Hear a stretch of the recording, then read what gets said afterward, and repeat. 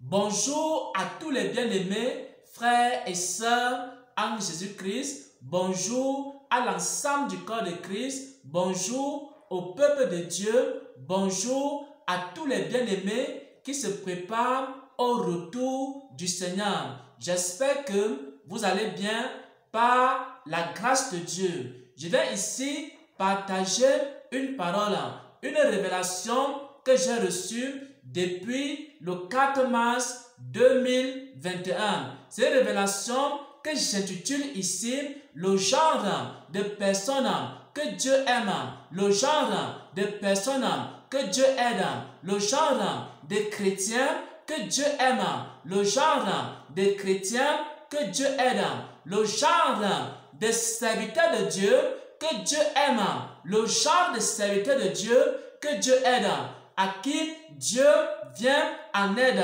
Bien-aimés frères et sœurs en Christ, le Seigneur Jésus-Christ a dit qu'il est venu pour donner la vue à ceux qui sont aveugles, ceux qui se reconnaissent eux-mêmes comme étant aveugles.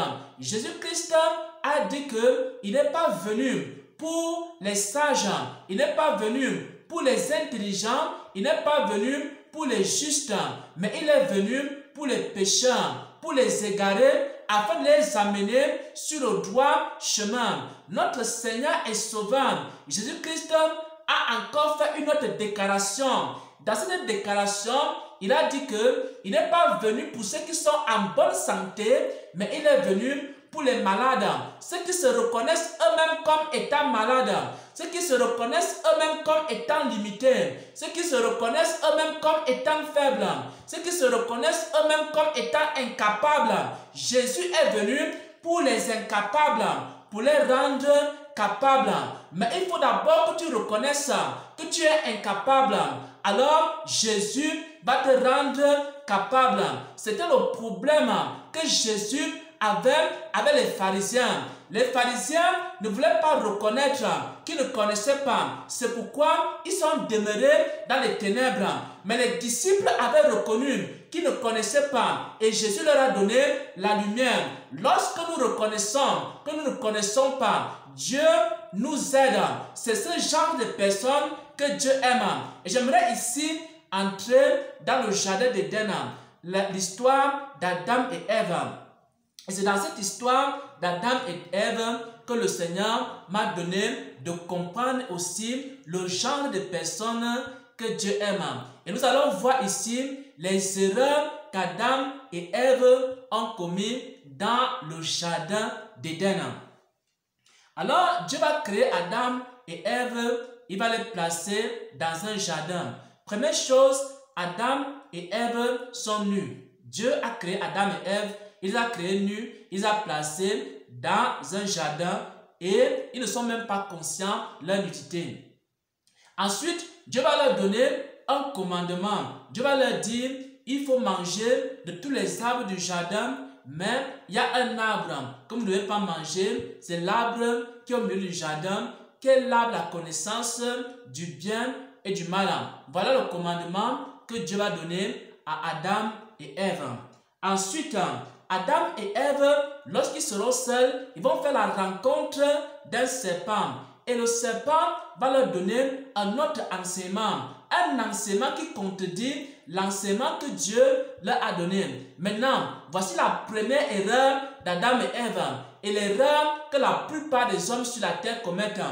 Lorsque Dieu donne à Adam le commandement et que Satan va leur donner un commandement contraire, qu'est-ce que Adam et Ève devaient faire?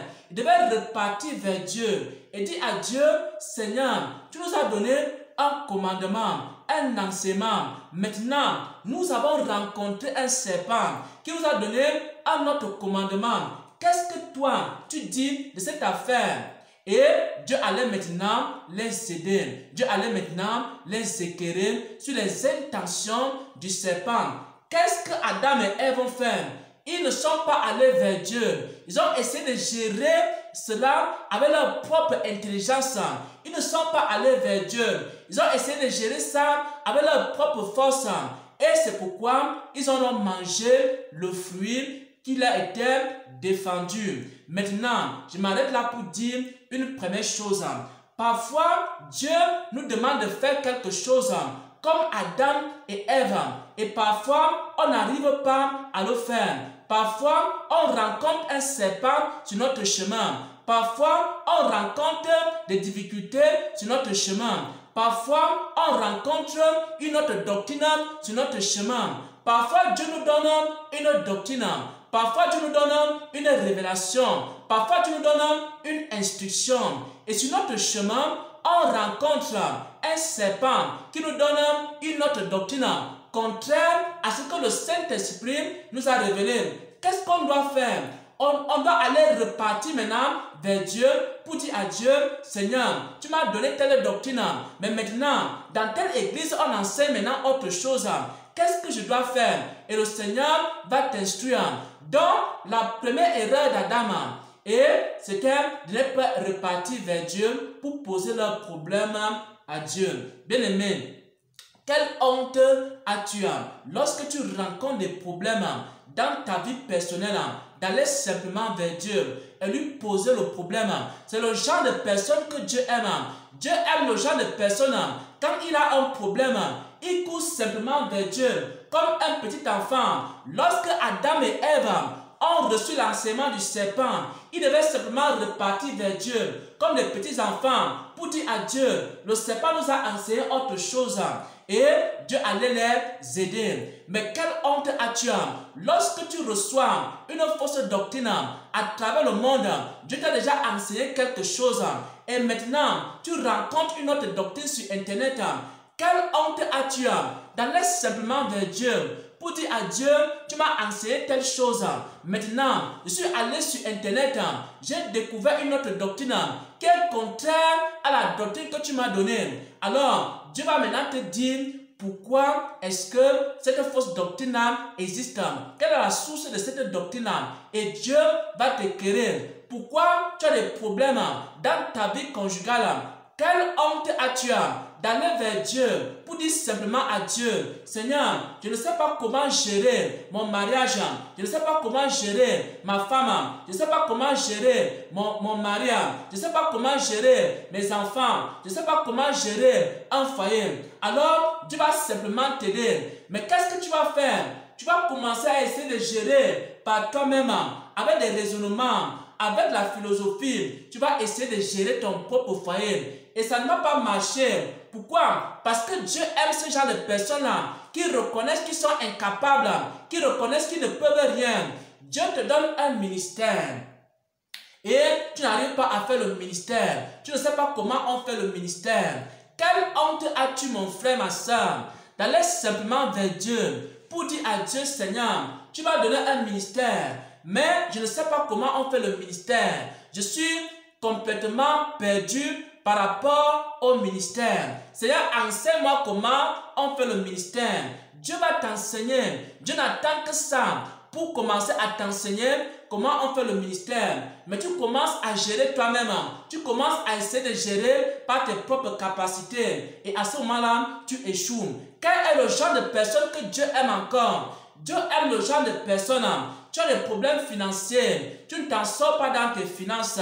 Au lieu d'essayer de gérer par toi-même, tu dis à Dieu, Seigneur, je ne m'en sors pas dans mes finances, dans ma pauvreté. Alors, Dieu commence à t'enseigner comment faire également pour prospérer. Quel est le genre de personnes que Dieu aime encore? Ce sont des personnes qui n'arrivent pas à vaincre le péché. Tu as déjà essayé, réessayer, encore et encore, de vaincre le péché. Tu n'es pas parvenu. À un moment donné, tu dis à Dieu, Seigneur, ici là c'est plus fort que moi. J'ai essayé par mes propres capacités. Ça me dépasse. Tu viens à Dieu. Tu dis à Dieu, maintenant Seigneur, j'ai essayé telle technique. Ça n'a pas marché. J'ai essayé tel enseignement. Ça n'a pas marché. J'ai essayé telle prophétie pour vaincre le péché. Ça n'a pas marché. J'ai essayé les impositions des mains. Ça n'a pas marché. Oh Seigneur, aide-moi à vaincre le péché. Quelle honte as-tu d'aller vers Dieu? Et c'est l'erreur qu'Adam et Ève avaient commis. Ils devaient simplement repartir vers Dieu. Ils ne sont pas allés vers le Seigneur et c'est comme ça qu'ils ont mangé de ce fruit de la connaissance du bien et du mal. Et ensuite, ils vont se rendre compte qu'ils sont nuls. Maintenant, deuxième erreur, lorsqu'ils se rendent compte qu'ils sont nuls, au lieu maintenant d'aller vers Dieu pour dire à Dieu, Seigneur, nous avons péché. Seigneur, nous avons commis l'erreur. Seigneur, nous avons mangé de ce fruit. Qu'est-ce que Adam et Ève vont faire? Ils vont encore essayer de gérer la deuxième situation par leur propre force. Bien-aimés frères et sœurs, Dieu aime le genre de personne que lorsque tu as péché, tu vas vers lui, tu reconnais que tu as péché. Lorsque Adam et Ève ont péché, ils devaient simplement aller vers Dieu et dire à Dieu, nous avons péché, nous avons commis une erreur, nous avons transgressé la loi. Et Dieu allait les aider, et Dieu allait les vêtir. Qu'est-ce qu'ils vont faire? Ils vont essayer d'aller se cacher quelque part. Ils vont essayer d'aller gérer ça par eux-mêmes.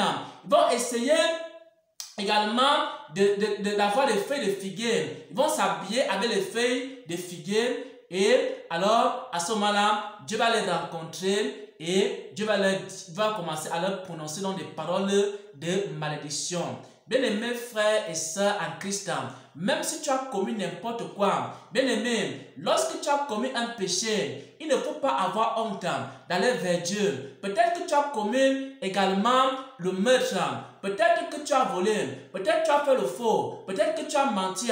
Quelle honte as-tu d'aller vers Dieu et dire à Dieu, j'ai commis telle erreur. Et dire à Dieu, j'ai commis telle faute. Et dire à Dieu, je ne m'en sors pas dans tel domaine de ma vie. Et dire à Dieu, mon corps me dérange. Mon corps m'empêche de prier. Mon corps m'empêche de jeûner. Mon corps m'empêche de faire la volonté de Dieu. Quelle honte as-tu d'aller simplement vers Dieu? Dieu aime le genre d'homme, le genre de femmes qui vont vers lui simplement sans avoir honte et qui lui disent, Seigneur, là je suis là, je n'arrive pas à m'en sortir face à tel péché, c'est plus fort que moi. Enseigne-moi comment vaincre le péché, enseigne-moi comment faire telle chose, enseigne-moi comment m'en sortir ici là, enseigne-moi comment faire telle ou telle autre chose. C'est le genre de personne que Dieu aime. Et Adam et Ève ont donc commis cette erreur-là. L'erreur d'Adam et Ève, c'est quoi? C'est que lorsqu'ils ont fait face à des difficultés dans leur vie, ils ne sont pas allés vers Dieu. Ils ont essayé de gérer par eux-mêmes. Dieu aime le genre de personnes qui n'essayent pas de gérer leur vie par eux-mêmes, mais qui vont vers Dieu. Dieu aime le genre de personnes qui n'essayent pas de lutter contre le péché par eux-mêmes, mais qui vont vers Dieu. Dieu aime le genre de personnes qui n'essayent pas de diriger leur famille par eux-mêmes, mais qui vont vers Dieu. Dieu aime le genre de personnes qui n'essayent pas de résoudre leurs problèmes par eux-mêmes, mais qui vont vers Dieu. Dieu aime le genre de personnes, lorsqu'ils sont malades, ils vont vers lui. Dieu aime le genre de personnes, lorsqu'ils ont des difficultés quelconques dans leur vie, lorsqu'ils ne comprennent rien du tout, ils vont vers Dieu. C'est le genre de personnes-là que Dieu aime. C'est le genre de personnes-là que Dieu aide. C'est le genre de personnes-là que Dieu soutient. C'est le genre de personnes-là que Dieu guide. C'est le genre de personnes-là que Dieu reconnaît comme étant ses enfants. Dieu est venu pour les aveugles qui reconnaissent qu'ils sont aveugles. Dieu va leur donner la vue. Dieu est venu pour les pécheurs qui reconnaissent qu'ils sont pécheurs. Dieu va les sanctifier. Dieu est venu pour les faibles qui reconnaissent leur faiblesse. Dieu va leur donner la force. Dieu est venu pour les incapables qui reconnaissent leur incapacité. Il va leur donner la capacité. Dieu est venu également pour les égarés qui reconnaissent qu'ils sont égarés. Et Dieu va les mettre sur le droit chemin. Voilà donc le genre de personnes que Dieu aime. Dieu aime les faibles qui reconnaissent leur faiblesse. Il leur donne la force. Dieu aime les incapables qui reconnaissent leur incapacité. Il leur donne la capacité. Dieu aime les malades qui reconnaissent leur maladie. Il leur donne la guérison. Dieu aime les ignorants qui reconnaissent leur ignorance. Il leur donne la connaissance. Dieu aime les pécheurs qui reconnaissent leur péché et leur incapacité de vaincre le péché. Il leur donne la victoire sur le péché. Voilà le genre de personnes que Dieu aime. Mais pour les orgueilleux, pour les gens qui essaient de se débrouiller par eux-mêmes, pour les gens qui essaient de s'en sortir par eux-mêmes, pour les gens qui essaient de fabriquer eux-mêmes des solutions, ce genre de personnes-là, Dieu les résiste. Pourquoi? Parce que Dieu résiste aux orgueilleux et il fait sa grâce aux humbles. Au nom de notre Seigneur et Sauveur Jésus-Christ, j'ai ainsi partagé cette parole. Amen.